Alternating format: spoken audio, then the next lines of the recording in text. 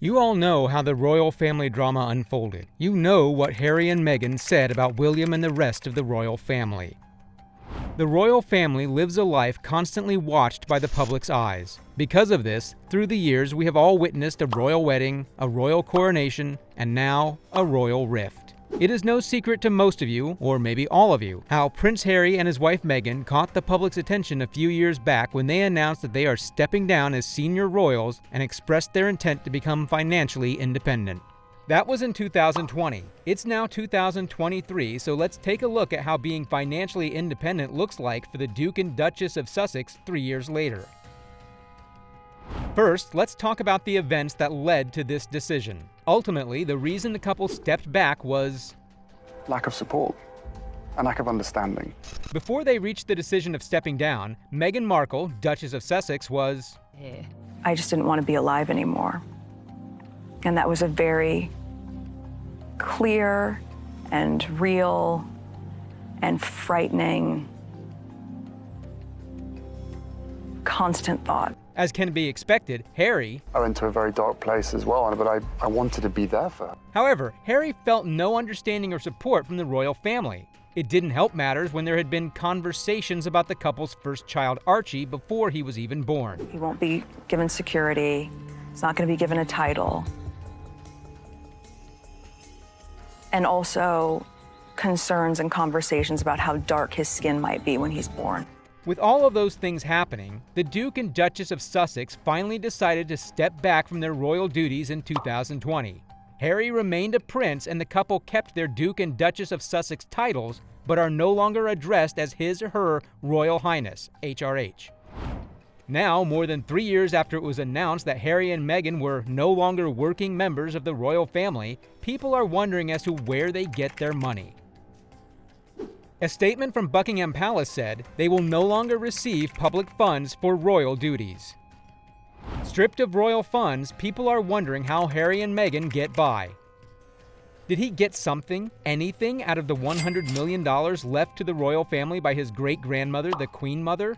According to a report published by Forbes in 2021, a representative confirmed that Prince Harry was not a beneficiary of any of the nearly $100 million, £70 million, fortune left by his great-grandmother, the Queen Mother. So it's clear he didn't receive anything from his great-grandmother. Not to fret, there's still Harry's late grandmother. Since her death last year, there have been a lot of questions over Queen Elizabeth's inheritances and who inherited her money and jewelry in the British royal family. However, when the Queen died, Harry had already stepped back from his royal duties and has since released expose after expose about the royal family, so people are inclined to think that he wasn't meant to receive anything from the late Queen either. According to an article published by Forbes earlier this year, it's unclear if Harry was left any money from his grandmother, the late Queen Elizabeth II, whose will is expected to stay sealed for at least 90 years. Meanwhile, an exclusive report from RadarOnline.com said that Prince Harry's wife Meghan Markle will get nothing of value. Following the Queen's death, the King will get to choose home arrangements first, then William. However, instead of Harry getting the third pick, William's oldest child, Prince George, will get priority over his banished uncle. The Clarence house that was once saved for Harry will now reportedly go to George. If you're enjoying what you've seen so far, please hit that like button and subscribe to our YouTube channel to be updated with similar content. Now, let's get back to the royal drama, Harry and Meghan's story. Let's find out how Harry and Meghan were able to become financially independent. Well, after stepping down as working royals, Harry and Markle largely relied on Harry's inheritance from his late mother, Princess Diana, estimated at $10 million. Following the controversial death of Princess Diana, Harry and William inherited part of their mother's estate on their 25th birthdays, which was around $10 million each. Diana's will stated that her estate would be distributed to William and Harry when they turned 25, although the funds were held until they were 30. In a 2021 CBS interview with Oprah Winfrey, Harry revealed that he used his trust from his mother to support him and his family after his father, Prince Charles, cut him off financially at the start of 2020 following Harry and Meghan's exit from the British royal family and move to the United States. However, being cut off from the British royal family is hardly a financial death sentence. In fact, the Sussexes are now settled down in a $14.7 million Santa Barbara mansion in California. Moreover, Harry and Meghan have some more than satisfactory deals to sustain them over the next few decades.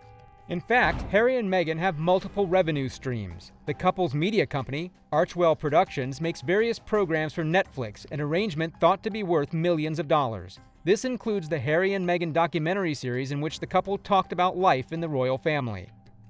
In addition, Archwell has also made podcasts for Spotify called Archwell Audio. In the same month that the couple released their first podcast with Spotify, Harry and Meghan signed a 3-year podcasting deal with the music giant that could be worth as much as $15 million to $18 million.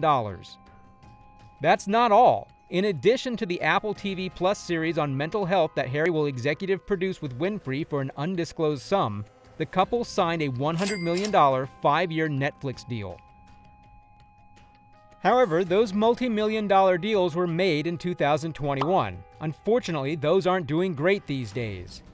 Just a few days ago, reports of the Sussex brand crumbling came in rapid succession. Apparently, Harry and Meghan lost lucrative Spotify and Netflix deals.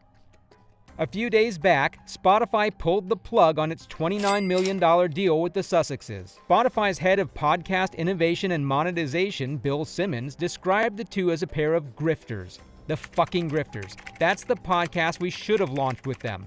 Fuck them, the grifters. Just so we're clear about what he meant by that, let's look it up.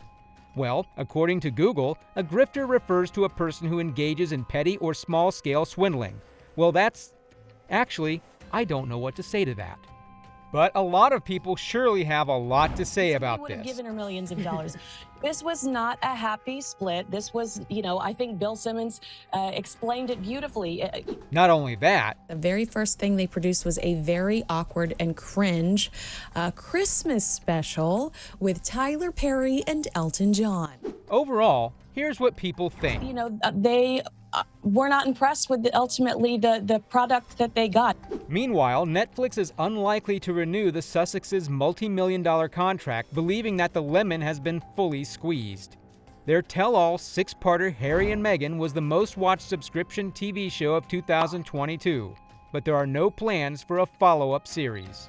In light of all these events, some believe that the Sussexes' fortunes appear to be shifting. They may have gotten by a few years ago with the help of Harry's trust fund and their numerous entertainment deals, but that's nothing now. But look, at the end of the day, the Sussexes overestimated their brand, and so did other businesses. They thought they... With Harry not a beneficiary of any of the nearly $100 million fortune left by his great-grandmother, the Queen Mother, and probably won't receive much from the late Queen, or is he even included in the Queen's will, some people are associating a word that you'd never, not in a million years, think of using to describe royals. But with everything that's happening, some people are wondering if the Sussexes are on the road to becoming broke. There, I said it. Well, that won't happen, right? At least I think so. They're still part of the royal family after all. But one thing's for sure, Harry and Meghan are losing a huge chunk of their fortune. Not all, but a lot. What are your thoughts about this? Let us know in the comment section below. Also, if you have any suggestions for future videos, feel free to share them. We appreciate your engagement and thank you for watching.